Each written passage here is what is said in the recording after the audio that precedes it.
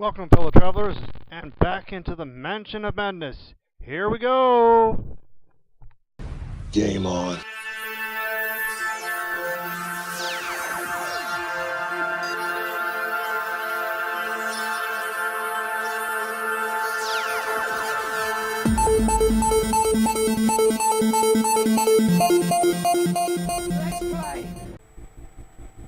Hey, welcome back, fellow travelers. You'll forgive my camera, it tends to shut off after a certain point. We are continuing playing Mansion of Madness, a basic first level scenario. We have gone through a small portion of exploring, and much like a traditional role-playing game, your explorers, which count up to 5, can do a certain number of things, and then the monsters, because in the board game, the villain is actually played by, one of your fellow players who has their own agenda to do their stuff, and they're trying to do it as you're trying to do your stuff. So basically we have 5 explorers exploring a mansion where they're pretty sure something bad is going to happen. So we have just entered into this particular room to the left. The light from the entry shines through the dimly lit office. As you open the door, a lamp sits on a large wooden desk, casting long shadows across a mess of papers and books scattered around the room. Place the study tile as indicated and disregard any explore tokens leading to it. Alright, the desktop under the lamp is cluttered with papers. Place a search token as indicated. Across the room, a bookcase stacked with books and other items stands against one wall. Among the items, you spot something useful. Place the Lucky Cigarette Case common item as indicated. An investigator can pick up an item in his space as part of the trade action, which is not something I really did so far. You move one space into the explored area.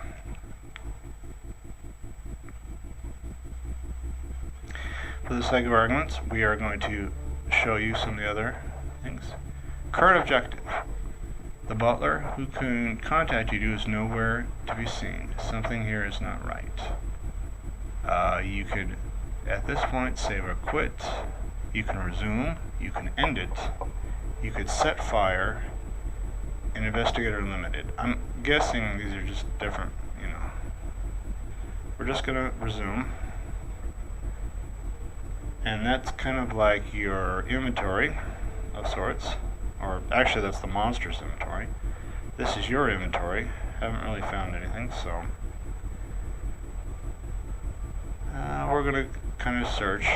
We're not gonna do anything super fast. Because like I said, think of it as looking at a clue board. Very kind of basic, but very cool. Because like I said, this is a nice big mansion. You would definitely hang out here and party if you could, I'm sure. Minus the monsters, of course. The desk is covered in random clutter with a small space cleared in front of the chair for working. We're going to search, because, we're nosy like that. You dig through the dense paperwork cluttering the desk, looking for anything of interest.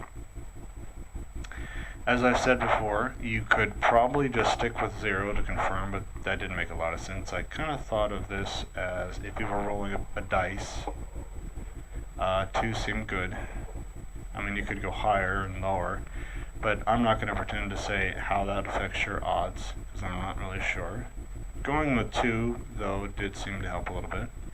As you shuffle through the seemingly randless paperwork covering the desk, you spot a weathered journal that looks out of place amidst the mundane clutter.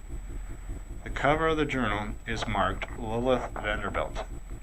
Gain the old journal unique item and disregard the search token. The investigator holding the old journal can read through its entries by interacting with it in the app, which I believe is maybe here, or we'll see.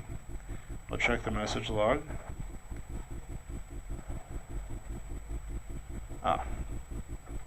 It's a general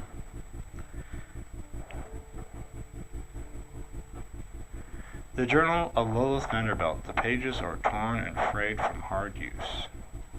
We'll read. You turn an entry from several years ago.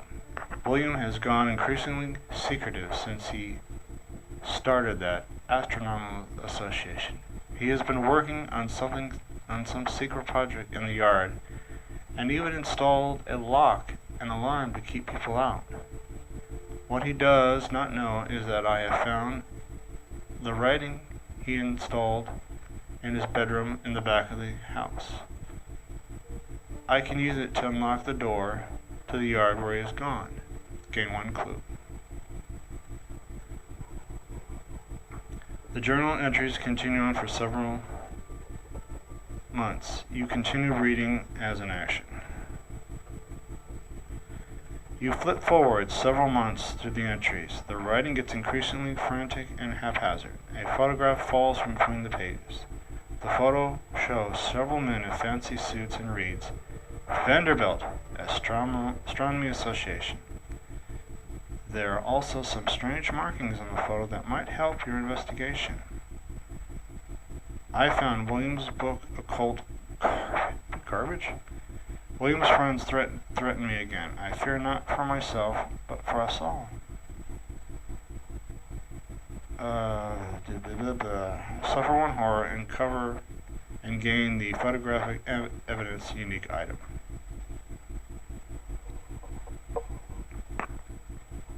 The madness continues for pages, but right at the end a single entry stands out, written in a steady hand. It will not be long now. When I pass, I want my ashes spread across the coast. I have always loved the sea. Gain one clue. Alright. Apparently Miss Vanderbilt has gone cuckoo for Cocoa Pops.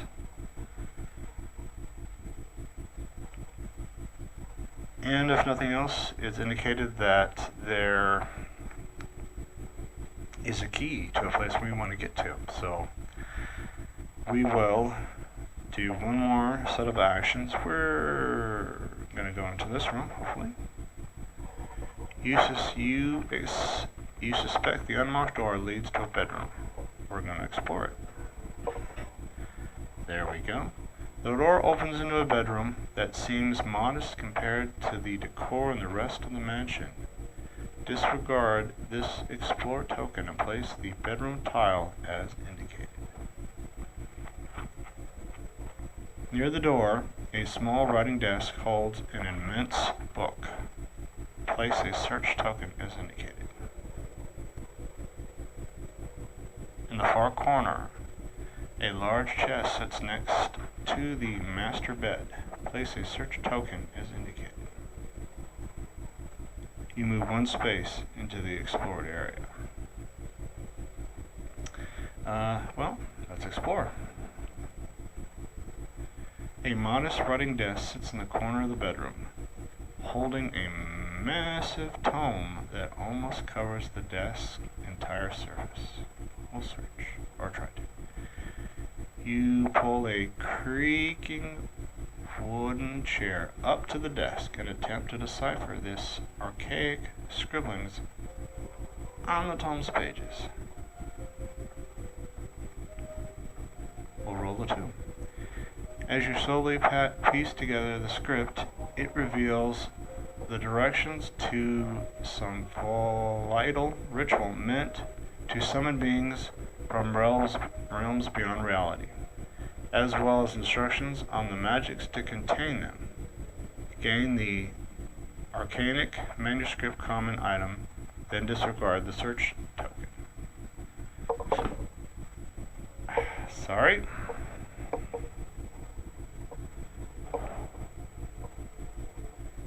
Alright.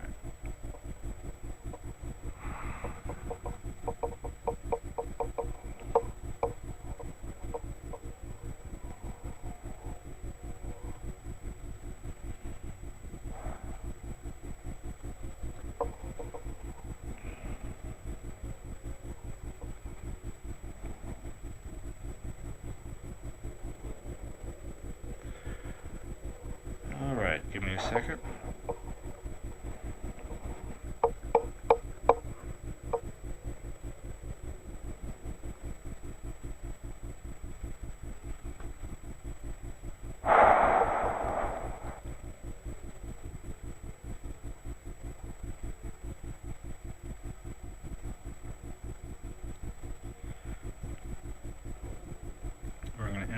investigator phase for a second. The light flickers, and for an instant shadows that were not cast by nothing in the earth stalk across the wall.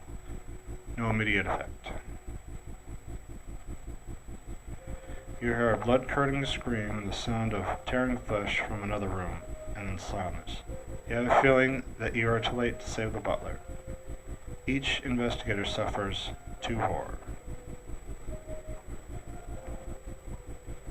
A creature bursts into the lobby from the direction of the screen. If the door is blocked by a barricade, disregard that barricade.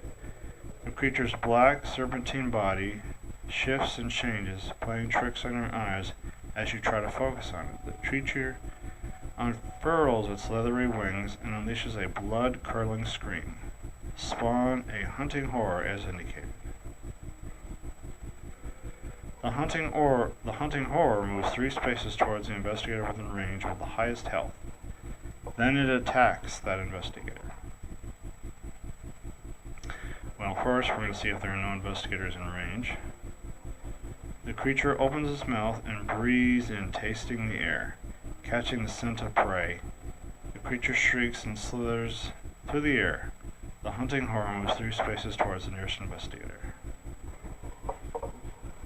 Each investigator must resolve a horror check against the monster within range with the highest horror rating. After all horror checks have been resolved, tap the End Phase button to continue.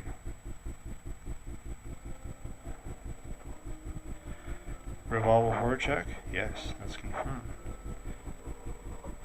The creature's keen cry rises all around you. Suffer 3 face-down horror. If you suffer 1 or more horror, it seems the haunting noise has become a physical thing, binding you to the ground, becoming restrained.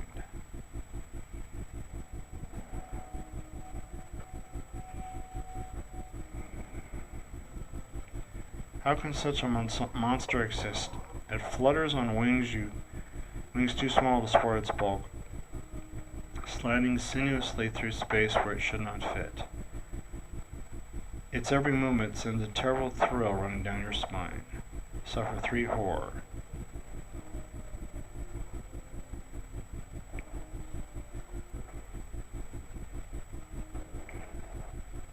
Alright, I must confess I'm not 100% sure if you're supposed to do that 5 times, since you have 5 investigators.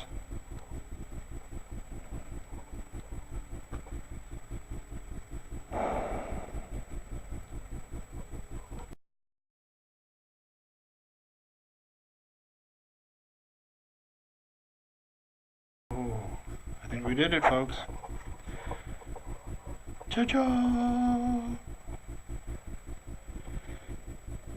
Seeing a pattern in overlapping circles, you trace a continuous line through the widening markings. The ruin illuminates with a strange green light, and a wall panel opens, revealing a secret door to a hidden study behind the wall. Gain 1 clue, then disregard the search token in the wall. The secret behind the wall slides open noiselessly, and you peer into a hidden office. Place the office tile on the wall is indicated. A bookshelf filled with frightening objects is mounted on the opposite wall. Place the search token as indicated. An oak desk sits on the other side of the room. Place a search token as indicated. You move 1 space into the explore area. Alright, we'll explore or search a couple more areas. We'll let the monsters have their way. This shelf is lined with curiosities from the mundane to the horrifying. As you scan over the various items, your eyes fall on an urn marked Lilith Vanderbilt, 1856 to 1925. So that's obviously when this story takes place, 1925. You pick up an urn and it is filled with ashes. We are going to take the ashes. You carefully take the urn with you to scatter the ashes along the coast as Lilith wished. Knowing you are doing some good embodies you. Become focused, and then discard the search token. Alright. The oak desk has been kept in good condition. A number of pages in the books are neatly stored on the desk surface. Search. On the desk you find what looks like a personal planner. As you pick up the book, a brass key clatters from between the pages. You turn to the page it has been holding and find a note scrawled there. If the alignment truly weakens the veil, I believe that is the only moment we have to break through. I will make the necessary preparations in the yard, getting the brass key and incriminating evidence, unique items. You place the planner back into the desk and search the drawers. You find some things of use, but no additional evidence. Gain the sedatives common item, then disregard the search item. Okay. We're going to let the monsters have their sway. And the investigator phase? Oh yes. Can't make it too easy. William York runs frantically from some unevil only to lose his footing. If he passes, he stumbles but catches himself before falling. If he falls, he slams headfirst into the wall. William York suffers one face-down damage and becomes stunned. One of your investigators, I imagine. And now you will pay the price for that power. The lights flicker and the air crackles electricity. Suddenly, reality seems to split before you, and a terrifying creature slips through from an unknowable space beyond. Spawn a deep one is indicated. A robed figure appears from a secret door and begins searching around. Upon seeing signs of other people, the figure yells, "There is someone here!" Duh. You hear a muffled response from another part of the estate. "Get rid of them!" Spawn occultist is indicated. The hunting horror moves 3 spaces towards the investigator within range with the most items. Then it attacks the investigator. Well, we're going to see if there is no investigator. Oh, here we go. The creature opens its mouth and breathes in, tasting the air. Catching the scent of prey, the creature shrieks and slithers to the air. The hunting horror moves 3 spaces towards the nearest investigator. The cultist moves 2 spaces towards the nearest investigator, then it attacks the investigator in its space with the lowest items health. I'm not sure. I don't think I'm going to get out of this attack. The cultist approaches with confidence, wearing a demented smirk. The cultist grabs you with both hands and attempts to overpower you. If you pass, you redirect your attacker's momentum. The monster suffers 1 damage. If you fail, you are overcome and pinned to the ground, suffer 1 damage, become stunned. The deep one moves 2 spaces towards the nearest investigator. Then it attacks the investigator in space who has suffered the least damage. Well, let's see if we're going to get a break on that. The cultist moves 2 spaces as he is adjacent to as many investigators as possible. Then he or she attacks the adjacent investigator who has suffered the most horror. The cultist moves 2 spaces towards the nearest investigator. Each investigator must resolve a horror check against the monsters within range with the highest horror rating above. After all horror checks have been resolved, tap the end phase button to continue. Alright, well, we will do this one at a time. Resolve horror check, yes. Black ichor runs over the monster's teeth, pulling the ground beneath it as it tastes the air. If you pass, you remain still and calm. If you fail, you twitch and the creature whirls to face you, emitting a spattered scream.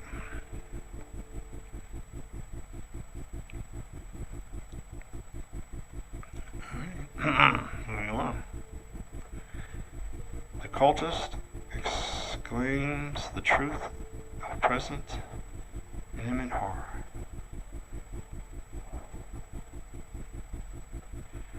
Resolve horror check. 1 more, yes. A thick, fishy aroma fills the air as the deep one exhales hideous fumes. If you pass, the stench is horrid, but you keep your calm. If you fail, the scent makes you nauseous. and you become dazed.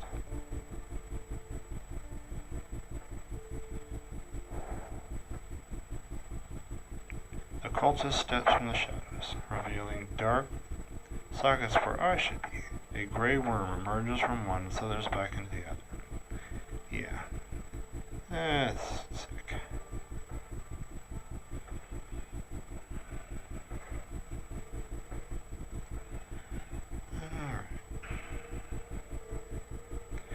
Alright. Like I said, I got the impression that if this was the board game, obviously you're kind of doing battle.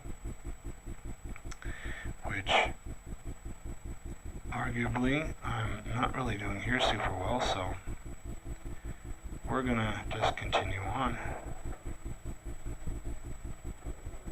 to the investigator phase for a little bit more.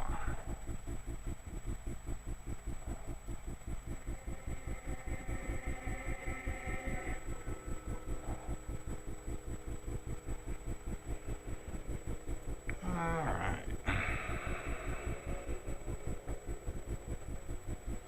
The door frame has been badly damaged by the creatures, leaving the door unable to fully close. The door swings open to reveal a destroyed dining room. Dishes and half-eaten food have been strewn everywhere, and the walls and tables are covered in what looks like claw marks. Disregard the Explorer token and place the dining room tile and wall as indicated. In the center of the dining room, a carving knife sits embedded in a roast. Place the knife common item as indicated. An investor can pick up an item in the space as part of the trade action. A china cabinet stands against the wall, though it looks like to have been repurposed to store all manners of knickknacks. Place a search token as indicated. You can see a kitchen through the serving window. Most of the cabinets are ajar due to the food preparation, but one that has been locked shut with a chain catches your attention. Place a search token as indicated. In the kitchen, you can also see someone has left the refrigerator open. Water leaks under the puddle on the floor. Place a search token as indicated.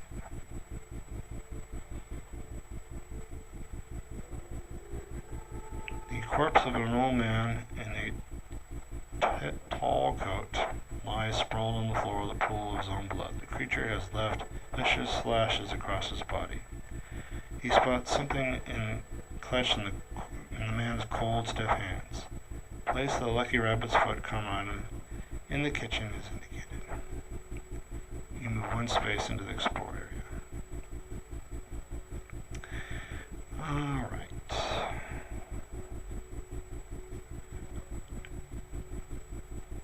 We are going to jump back to the main menu. Most of these scenarios, even with the Kindle here, only are supposed to take an hour or 2 hours. I just wanted to give you a taste in a better positioning of the camera for this Kindle. In the future, I'd also like to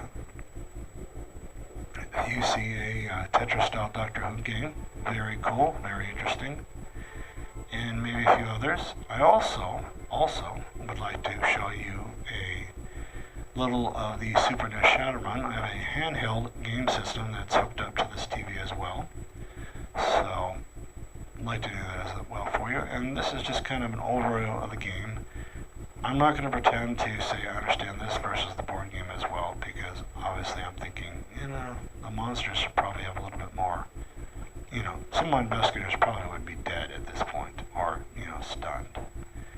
But, anyway, I just wanted to kind of give you guys a little taste of that. And, as ever, I appreciate you guys stopping by. We'll try to do something, fun and cool. Probably I'm leaning towards the Shadowrun aspect of things. And anyone interested in finding more about where things like this come from, H.P. Lovecraft's works are both in print, they're digital, they're in visual, they're on audio. Creepy stuff, but it's influenced a lot of game planning. Can really be traced back to H.P. Lovecraft stuff. So, like I said, feel free to check that out as well. So as ever, you guys have an awesome week. And like I said, I do appreciate you guys tremendously stopping by. So you have a good one. God bless and rock on.